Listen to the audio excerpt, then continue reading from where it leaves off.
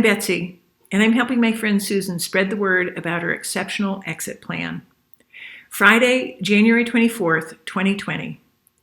Thursdays are blood draw day for me, and every Thursday until July 2nd, I will be stuck with a needle, so blood is available to monitor a bunch of levels of blood cells and nutrients. 3 Thursdays in a row, I put numbing cream on my chest so the nurse can insert a large needle into my implanted blood port to draw blood. Accessing my port is the most efficient blood draw method. I've only had difficulties twice with nurses getting blood that way, and both times we got it. It simply took a while. The 4th Thursday, I get my blood drawn at the lab in the building where my wound care doctor is located. And when I finish my wound care appointment, I roll down to the lab for a needle stick in my hand. The lab does not have a nurse on hand to access my port, but I don't feel the pinky sides of either hand, so I ask the phlebotomist to stick me on the back of my hand. Because I'm cold so much, it's not easy to get blood, and sometimes I get stuck as many as 3 times. I don't mind because I don't feel any of the sticks, and I save an extra trip to the hospital. Yesterday, my blood draw was at the hospital, and it went well.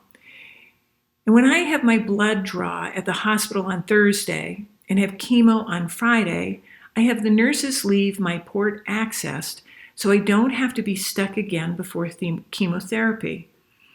That simply means the needle stays in my chest and an occlusive dressing is placed over it to prevent infection overnight.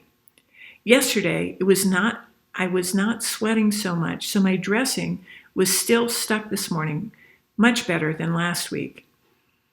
I came home for about 40 minutes after my blood draw to warm up, and then went to my 7-year-old Mika's school to have lunch.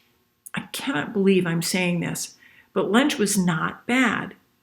It was pot roast turkey. I'm going to guess it was the equivalent of throwing a turkey in a slow cooker, and it was pretty good. I'm ready to debone a turkey and throw it in a slow cooker.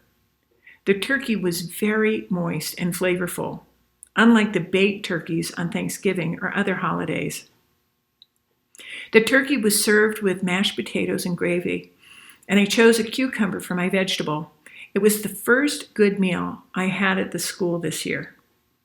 I did not let Mika talk me into watching her reading group after lunch, as I usually do, because I wanted to get home, get warmed up again, and start recording more personal message videos for my family.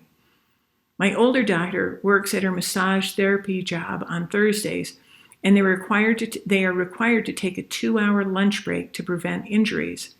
Since I left the house early and my helper had the day off, my older daughter came home to fill milk glasses for me during her break. My daughter, of course, hung out as long as she could, which cut into my video recording time. I like to finish my glass of milk before I record videos so I can put the video cameras where I place my milk glass. It was 3 p.m. before I was ready to start recording, and Mika gets out of school at 3:35 p.m. I needed to get going. I re-recorded the 2 videos I decided were unusable from December and recorded one more. The 3rd video was not even very personal. It was a video about the dangers of drinking shots and why you should never do them or get drunk. By the end of my video, all I could think about was something awful happening to Mika because she'd made a bad decision. And I was about to break down into rivers of tears. I hope I held it together long enough to use the video, but it might require a redo. Perhaps I'm not nearly as put together and in control as I think I am. My piece of advice to you is to slow cook a turkey. I would suggest using turkey gravy in a slow cooker with the meat. The pot roast turkey was really good. And who wants another baked turkey? When are turkeys on sale again?